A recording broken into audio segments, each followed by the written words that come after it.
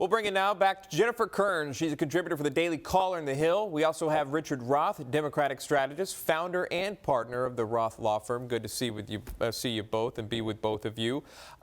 Jennifer, I'll start with you here. What is your thoughts on the president possibly deciding to pull back on his press briefings? This is where we get a lot of information, but this week is going to be telling. Yeah, it is. I think it's a great idea, Sean. Look, I think there's always room for disaster when you have unfettered hours and hours long press briefings. And look, there's one thing to want to get information out to the American people. It's quite another to spend 90 minutes in a press briefing sort of with meandering thoughts and sort of speaking off the cuff, especially with a press corps that's as hostile as this one. We do know that almost 40% of the American people, according to Gallup poll, no longer trust the news media because they are so biased to the point of being inaccurate. And so I think this is a good thing. What you'll see from the president this week is a lot of briefings with governors of those states that are looking for direction, guidance, cooperation on reopening. I think that's a good optic for the president to have, and also working with other officials on how to restore the economy that was in tremendous shape prior to the coronavirus crisis. Richard Roth, your thoughts on possibly pulling back these press briefings from the White House? Yeah, I agree with Jennifer.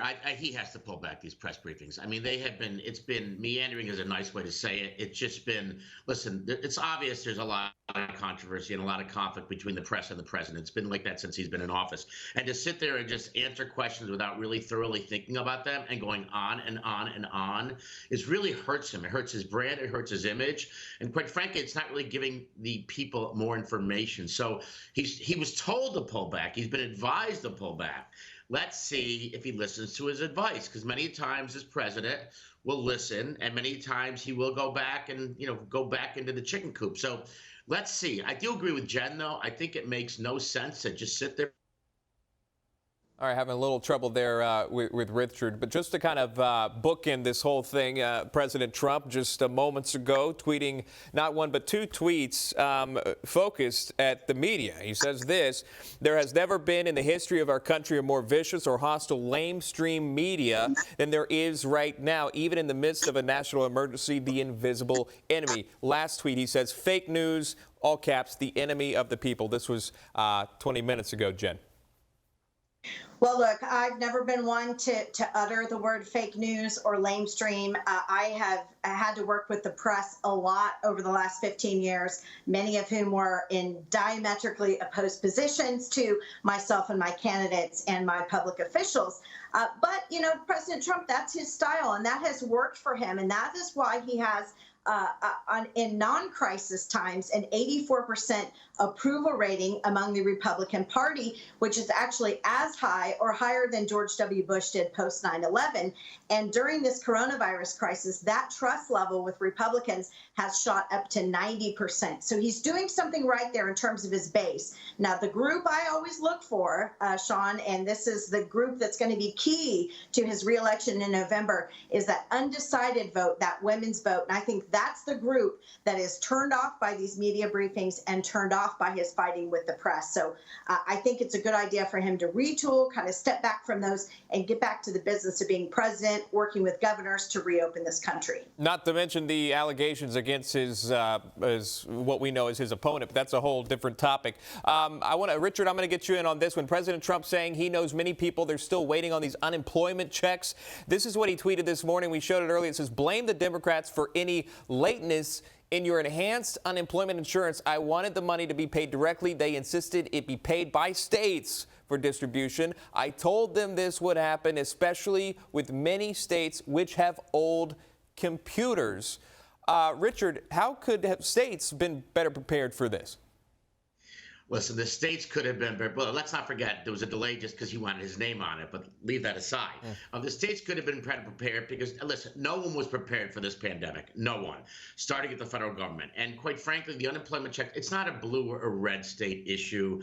Trump is quick to accuse the other side, whether it's the press or the blue states. The bottom line is that this is a we are in unprecedented times, both for Donald Trump, for the federal government, for the state government, for everyone.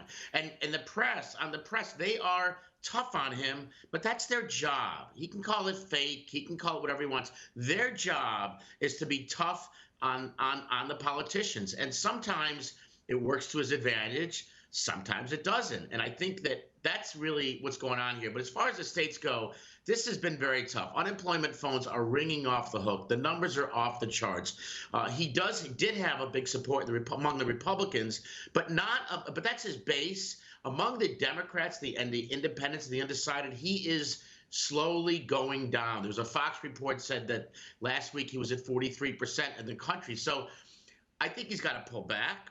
I think he's going to not have these rambling sessions, and I think he's got to let the process take its course. The governors are now in charge. Let them do their thing and essentially play a second role supporting them, which is what all those governors have always wanted. Last comment from Jen. Again, back to the states here. How well prepared could they have been for something like this? A lot of Americans out there need those unemployment dollars. They're being told you can't work. There's one key number here, Sean, 21 days. That is the delay caused by the Democrats in this case with the first stimulus check and now the second checks going out to folks. Nancy Pelosi, let's not forget, we were on air here on that Monday morning when Nancy Pelosi allowed her caucus to go on spring break and not go back to Washington, D.C. That delayed the first stimulus check by a week.